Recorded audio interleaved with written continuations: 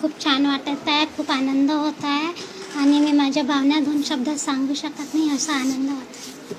कशा प्रकारे तयारी केली होती या पदापर्यंत पोहोचण्यासाठी? मी आधी ग्रॅज्युएशन केलं आणि ग्रॅज्युएशन नंतर 2021 पासून प्रिपरेशन सुरू केले होते. अमोल पाटील सर युनिक अकॅडमीचे अमरावती यांच्याकडे MPCचे क्लासेस केले काही दिवस आणि नंतर त्यांनीच मला मार्गदर्शन करून एक्झाम्स वगैरे सगळं त्यांनी बघितले. माझं रायटर वगैरे सगळं सरच शोधत होते, त्यांनी खूप मार्गदर्शन केलं. शंकर बाबाबद्दल काय सांगशील? तुला आसरा दिला, वंझर मॉडेल. जेव्हा मी लहान होती तेव्हा मला स्वतःचं नावसुद्धा समजत नव्हतं, काहीच कळतसुद्धा नव्हतं. अशा अवस्थेत मला डॉक्टर पद्मश्री शंकरबा पापडकर यांनी आश्रमात आणलं आणि त्यांनी स्वतःचं नाव देऊन पालकत्व स्वीकारून संगोपन करून मला इथपर्यंत पोचवलं.